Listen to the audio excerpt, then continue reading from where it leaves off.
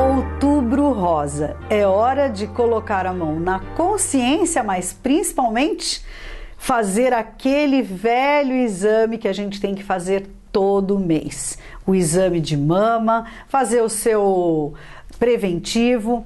E hoje a gente vai entrevistar duas pessoas muito especiais, juntamente com a doutora Flávia Henriques, que é ginecologista, e traz pra gente a história de como começou o Outubro Rosa, que eu, na verdade, não sei e acho que até poucas pessoas devem saber.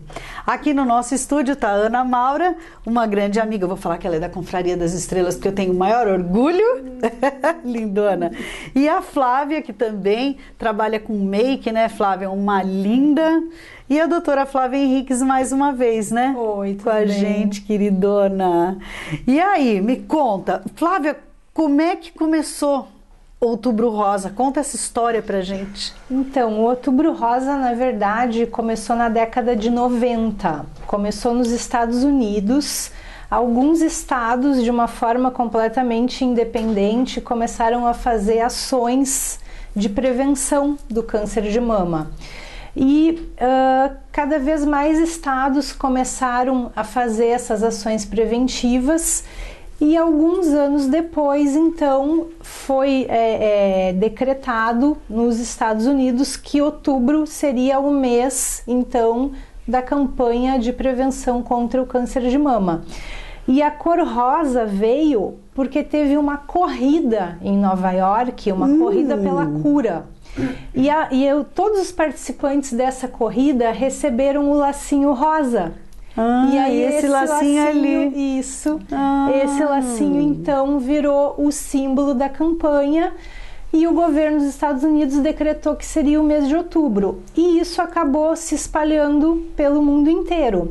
Aqui no Brasil, a gente começou a fazer essas campanhas em 2002. A primeira foi em São Paulo, foi uma iniciativa lá no Ibirapuera, que iluminaram o parque com luzes rosa. E a partir daí, cada ano mais instituições foram aderindo e a campanha foi ganhando visibilidade, ganhando adesão, e hoje é uma campanha mundial e extremamente importante. E você acha que realmente despertou algo mais nas mulheres? Eu acredito que sim, acredito que ao longo desses quase 20 anos, né, de campanha no Brasil, acho que as nossas mulheres estão ficando mais atentas.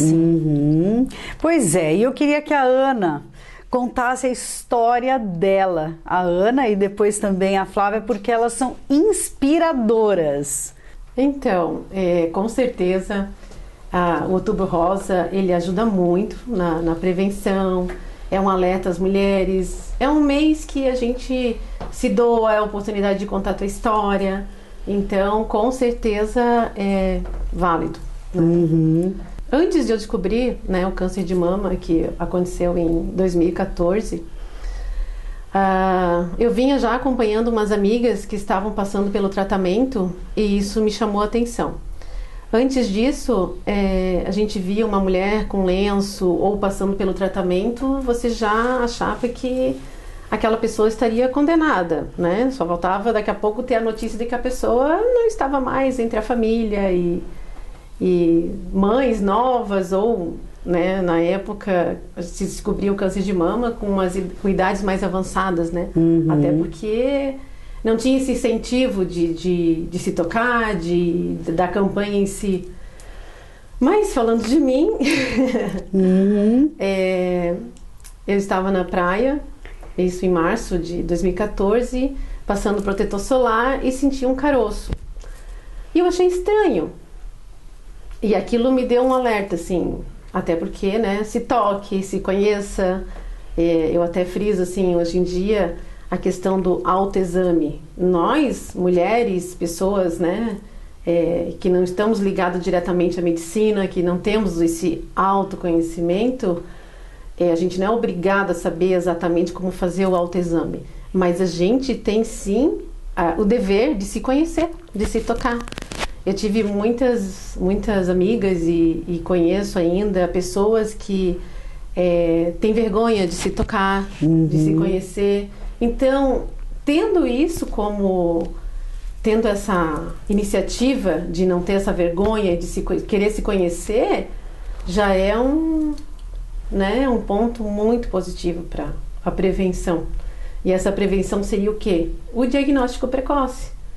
Não ter medo de descobrir algo que você não tem o controle. Câncer de mama você não tem como prevenir. Mas essa prevenção é o quê? É descobrir precocemente. Exatamente. Né? Eu tive um diagnóstico precoce em 2014, né? Quando eu senti um nódulo, já fui no meu ginecologista, ele já me alertou que eu deveria de fazer a Mamografia? Ultrassom, mamografia e tal. E já me indicou um mastologista, então eu fiz a minha parte. Vi que poderia, né, um potencial, vamos dizer assim, encontrei algo diferente na minha mama e fui atrás. Primeiro ponto, eu não tive medo, eu escutava assim, não, você não pode mexer, porque se mexer o negócio vai aumentar e daí é pior. E, assim, coisas que hoje eu estou mais, vamos dizer assim, familiarizada e consciente, né, dessa questão. Mas na época era algo assim ainda, assim como ver uma mulher de lenço, né? Era algo que a gente já achava que a pessoa, tá com câncer e não tem mais, né? E outra era mexer o câncer, né? Tipo, não pode fazer a biópsia, por exemplo. O que tu falou é muito importante, porque assim, algumas pacientes me perguntam, mas como é que eu vou fazer o autoexame? Eu não vou saber distinguir um nódulo, se ele é maligno ou não. Na verdade, é bem isso, não tem que distinguir. Se você conhece a sua mama, conhece o seu corpo e vê ali que tem uma bolinha diferente, isso já é um alerta, né? Então, claro, a pessoa leiga, ela não tem que saber fazer o seu diagnóstico, mas ela tem que estar atenta às alterações do corpo, né? Então, isso é extremamente importante que tu falou. E eu sinto que tem pessoas que têm vergonha ainda de se tocar. Exatamente. Então, sempre uso essa frase, né? Se toque, se ame, se cuide, né? E a tua história, Flávia? Então, meu diagnóstico eu tive em novembro de 2016. Assim como a Ana, eu também descobri num exame de autoexame. Eu estava no banho, senti um nódulozinho e então fui buscar já consulta com o meu ginecologista, onde me encaminhou também para o mastologista. Fiz a biópsia e realmente, né, eu tive o diagnóstico de CA de mama. Também foi precoce. Descobri assim num ponto bem cedo. Logo em dezembro, início de dezembro, eu já fiz a cirurgia, já fiz a mastectomia total com reconstrução na mesma cirurgia. E em janeiro já comecei todo o tratamento de quimioterapia. Fiz 16 sessões de quimioterapia, dei uma pausa e depois 28 sessões de radioterapia. Então assim, passei por todo o processo, né, como a Ana falou, de ficar careca, de usar lenço, de realmente sentir esse olhar das pessoas, de quando te olham e já olham para você, coitada, vai morrer, né? Você entra num restaurante com um lenço na cabeça, te vem com 2 filhos pequenos e sempre aquele, né, olhar já de piedade, né? Ou compaixão, isso, né? Exatamente, né? Então, eu sempre falo que mesmo com todas as informações que a gente tem, existe muito esse medo, né? Foi realmente a primeira coisa que veio à minha cabeça quando eu descobri que eu ia morrer. Então, assim, quando o meu mastologista me falou, eu fiquei em choque, não tive reação nenhuma. Quando eu cheguei no carro, eu desabei e falei, foi a primeira coisa que eu falei pro meu marido, eu não quero morrer, né? Eu quero ver meus filhos crescerem, né? Então, assim, de início foi uma reação, assim, bem forte pra mim. Mas depois eu conheci um grupo que me ajudou bastante, que até então foi através dele que eu conheci a Ana. E me ajudou muito a ver que realmente não era um bicho tão grande, que eu podia dar conta dele, né? Então foi através, né, de depoimentos, de conversas, que a gente vai descobrindo que, né, outras pessoas estão passando pela mesma situação, pelos mesmos, as mesmas angústias, os mesmos medos. Então, para mim foi mais fácil, né? A minha âncora foi a minha família, meus filhos. Então foi no que eu me agarrei. Quando eu estava pensando em desabar, minha mãe olhava para mim e falava: você não quer ver teus filhos crescerem? Você não quer estar junto deles? E ali era onde eu tinha força. Então eu sempre falava, quando, né, converso com outras pessoas, eu falo, durante o meu tratamento, eu colocava um sorriso no rosto e ia em frente. Então, assim, tudo que eu pude fazer, tudo que eu, né, pude manter de rotina, levar filhos para a escola, estar presente, eu realmente não desisti de nada disso, porque eu não queria que eles me vissem caída, triste, chorando. Claro, a gente tem os nossos momentos, né, mas eram lá, escondidinhos. Então, na frente deles, eu estava sempre sorrindo, sempre tentando ser forte. E até hoje, muitas pessoas, mães, né, da escola, né, e pessoas que me conhecem, falam: nossa, Flávia, quando a gente lembra de você com lenço, de você careca, a gente só lembra de você sorrindo, né? Olha então só. Essa era a imagem que eu queria mostrar, que realmente eu sou capaz, eu vou passar por isso. E hoje tô aqui, né, com meu testemunho de cura, de fé, e que realmente o exame precoce, né, o diagnóstico precoce foi o que realmente me ajudou bastante. Falando do exame, muitas mulheres ao meu redor, muitas pessoas, amigas, parentes, porque na minha família nunca teve nenhum caso, então eu fui a primeira, e muitas amigas, mães, depois vinham me falar, quando, né, descobriram: Flávia, sabia que eu já marquei consulta? Já estou fazendo o exame. Nossa, fazia muitos anos que eu não fazia. Então, assim, eu vi assim, como as mulheres, né, ao meu redor, como eu também pude ser se movimentaram, né? Por conta disso. Então, Flávia, é a minha história. Não tem como evitar? Então, não existe uma prevenção específica, tá? A prevenção é ter uma boa qualidade de vida, boa alimentação, não fumar, né? Ter atividade física. Então, isso são coisas que ajudam, né? Mas não existe uma coisa específica, né? O que a gente fala muito do autoexame é por conta do diagnóstico precoce, né? Então, o autoexame, ele não é uma prevenção, mas ele ajuda no diagnóstico precoce. 70% dos diagnósticos são feitos em casa pelas próprias mulheres, isso é um número muito alto. Então, o autoexame, ele ajuda muito. E sendo um diagnóstico precoce, a chance de ter um tratamento e de ter uma cura, ela é muito maior. Muito maior. Então, embora não existindo uma prevenção, o diagnóstico precoce, ele continua sendo muito importante. Ana, como é que foi a tua cirurgia? Então, descobri, né, o nódulo, daí fiz a biópsia e deu positivo E na realidade, assim, eu tinha um nódulo que eu senti, mas além daquele tinha outros nódulos. Então, o meu era multifocal, mas só na mama direita. Então, logo em seguida, foram 15 dias, eu já estava fazendo a cirurgia. Eu fiz também mastectomia, né, total. Com preservação de mamilo e reconstrução também imediata na mesma cirurgia. E daí ficou naquela, né? Programação para ficar careca, não ficar, ou melhor, vou ficar careca porque eu preciso fazer quimioterapia. E quando começou nesse processo do câncer, eu também encontrei o mesmo grupo que a Flávia, que é as Migas de Lenço, e elas me ajudaram muito também. E lá eu pude ver, assim, né, vários casos, várias histórias, e todas tinham feito quimioterapia, todas tinham ficado careca, tinham passado pelo tratamento, e tudo cada bem, uma com a sua história, né? E eu uhum. considerava também, eu tô com a minha história e vou passar por isso. Eu dava força para minha família, porque estava todo mundo apavorado. Eu tenho a minha família, por parte de mãe, são em 10 mulheres, então eu tenho, né, as 9 tias e mais a minha mãe. É uma mulherada. Na correria de todas ficarem assim, Nossa. porque eu era o primeiro caso na família. com câncer de mama. Então, todas correndo para ver se, né, se tinha alguma coisa e tal. Mas até então tá tudo certo, sob controle, mas todas elas antenadas agora, né? Até porque a gente é exemplo para quem tá do nosso lado. Claro. Quem, né?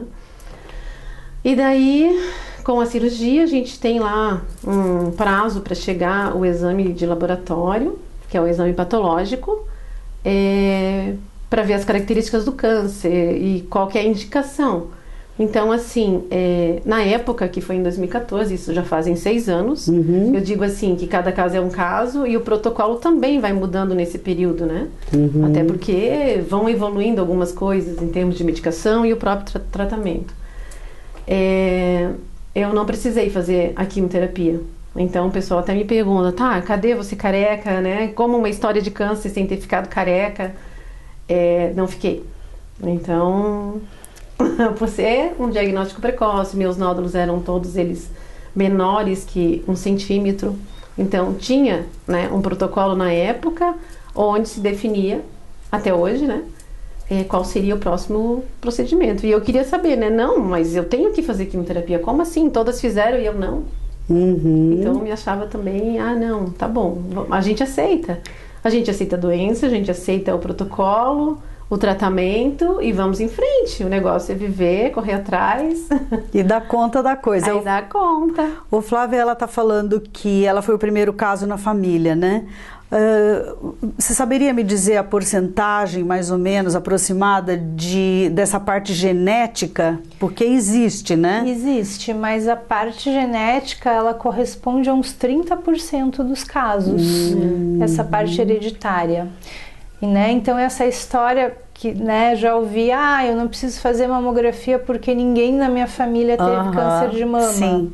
Isso, né, caiu por água abaixo, né? Isso é mito, né? Corresponde a mais ou menos 30%.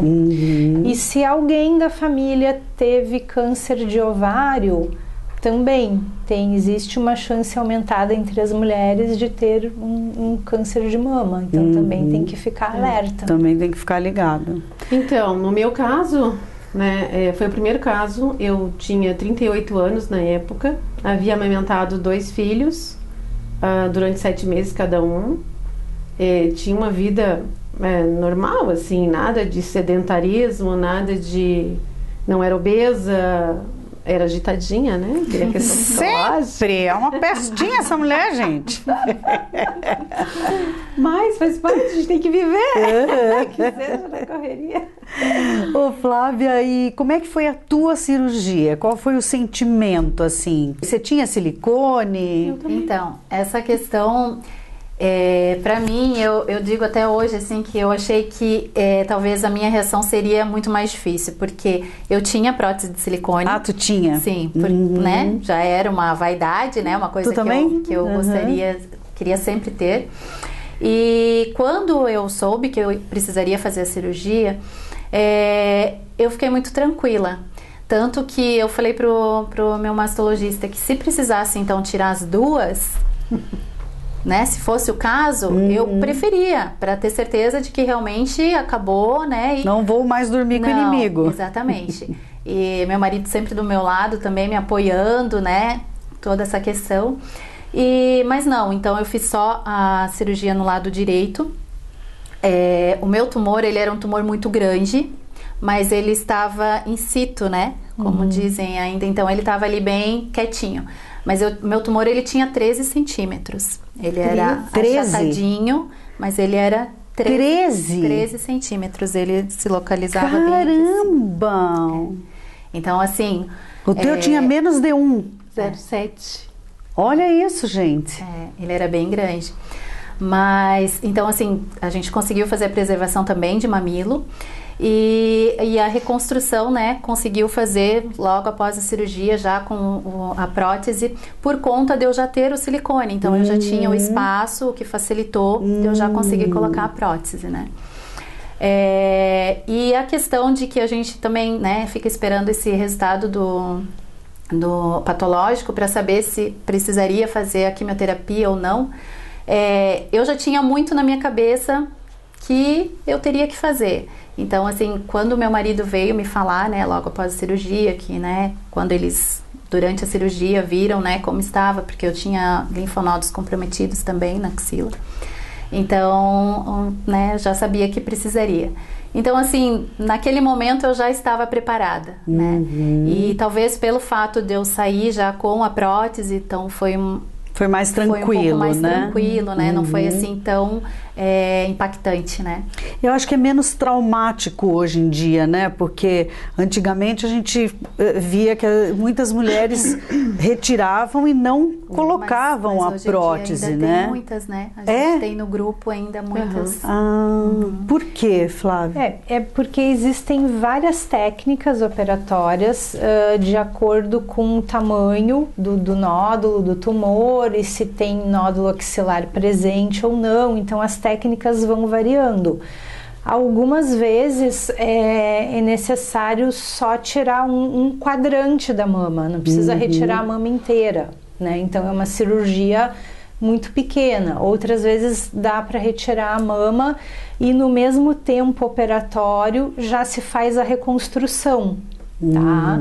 Às vezes, dependendo do caso, precisa fazer a reconstrução alguns meses depois, tá? Então isso tudo depende do estadiamento, né? Do tamanho do tumor, do estadiamento, do que se propõe, né, a fazer, a complementar o tratamento depois. Mas as técnicas evoluíram muito e o principal é deixar o corpo simétrico, ver a simetria com a mama contralateral, né, para que a paciente se sinta confortável, né, e não se sinta estranha, né, não ter aquele estranhamento do corpo após a cirurgia. Então, a mensagem que fica é que tem que fazer o autoexame, tem que se conhecer. E como a Ana falou, tem que se amar, porque isso é amor próprio, né? Isso é necessário para se viver com ou sem câncer de mama, com ou sem, enfim. Tem que se amar e tem que se conhecer. E eu acho que a vergonha de você se tocar, isso pode ser conversado com o seu ginecologista, né? Que eu acho que é uma questão que você tá ali no teu dia a dia. E como é que você lida com isso, Flávia? Das mulheres, realmente elas têm vergonha de se tocar? Elas têm medo? Algumas mulheres têm medo. Têm medo de se tocar e achar alguma coisa. Então acho que esse é mais um medo do que vergonha. É mais um medo de achar alguma coisa. Mas né, o importante, a mensagem que tem que ficar é que esse achar alguma coisa, se for mesmo um câncer, né, isso pode ser a chave para um tratamento de sucesso, né, para uma cura. E às vezes pode não ser nada, né? Então não tem que ter medo. Eu acho que o grande passo, assim, né, quando se descobre, né, um câncer e tem aquele susto, né, inicial, eu acho que é a aceitação, né? Porque tudo que a gente aceita, a gente de alguma forma vai conseguir depois trabalhar. Então, acho que o principal é a aceitação mesmo. É a palavra que fica. Obrigada, queridas. Um beijo. Obrigada pela participação, Flávia e Ana. Elas são muito comprometidas em realmente, né, falar sobre isso. Eu acho que é muito legal quando a gente tem isso, ouvir isso de duas pessoas que estão aí. E a gente só tem a agradecer. A gente também agradece a participação da doutora Flávia Henriques, ela é ginecologista, nunca deixo de falar que é uma apaixonada pela área da adolescência nas meninas, então realmente é uma pessoa que a gente pode confiar, por isso que a gente traz sempre no programa.